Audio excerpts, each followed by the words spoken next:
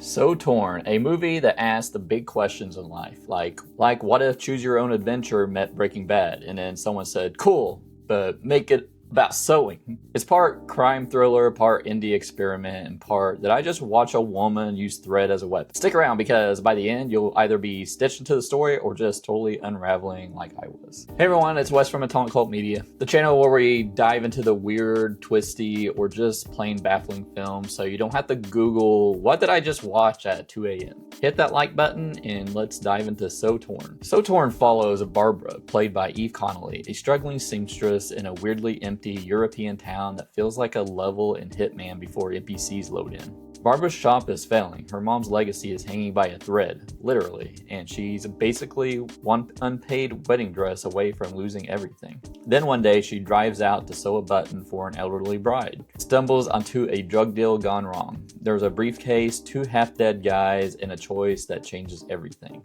Option 1, take the money. Option 2, call the cops. Option 3, drive away and pretend none of this happened. And the film shows all three outcomes. It's like a choose your own adventure story, except you don't get to pick, and you'll probably be confused in all three timelines. Now, here's the thing. The concept is fascinating, in theory at least, because once the thread starts flying, this movie goes from, interesting moral dilemma to, wait, she's doing what with a bobbin? The performances are one of the few things that hold this movie together. Eve Connolly, you might recognize her from Into the Badlands, plays Barbara. She's honestly great. She brings this quiet intensity to the role.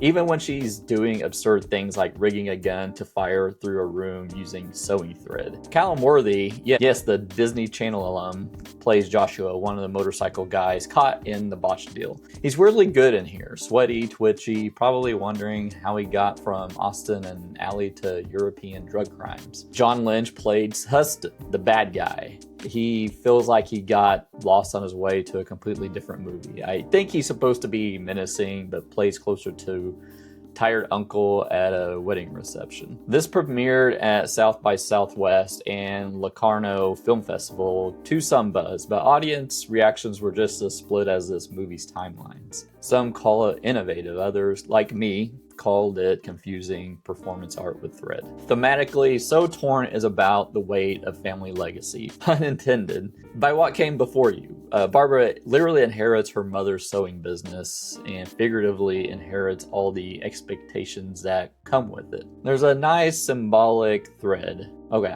I can't stop with the puns, all right? Running through how she uses sewing to manipulate her world. Tying things together, fixing what's broken, but the film doesn't trust the symbolism to carry itself. It keeps underlying it with scenes that feel like a Pinterest board titled thread, but make it existential. But there's also this weird Americanization of everything. Everyone's speaking with American accents in what's clearly a Swiss town. Maybe that's a commentary on cultural identity. Or maybe they just didn't have the budget for dialect coaches. You decide. But cards on the table, I went into this movie pretty much blind. Didn't read the synopsis, didn't watch the short, didn't even know what country it took place in. And for the first 30 minutes, I thought maybe I was the problem. I love slow burns. I love artsy stuff, artsy fartsy. I love weird narrative experiments, but So Torn is like watching a student film that accidentally got final draft and thought, let's make Inception, but with fabric. I'll just go into what I liked about it. The choose your own path structure. It's genuinely unique. I would love to see this done more properly. It's refreshing to see a film try something so conceptually ambitious. Eve Connolly and Callum Worthy do their absolute best to inject heart into an otherwise threadbare script. There I did again. The editing between timelines is actually kind of hypnotic, like flipping through versions of a life that could have been. If you're enjoying this video, give it a like and maybe subscribe. I've got a whole playlist of movie reviews below. Also, maybe join the membership. Hit that join button down below. We got exclusive content. Also, if you're on mobile, hit that hype button. It really helps small channels like this. You get 3 hypes a week. Use one on me. Okay, what I didn't like about it. The first story, woof.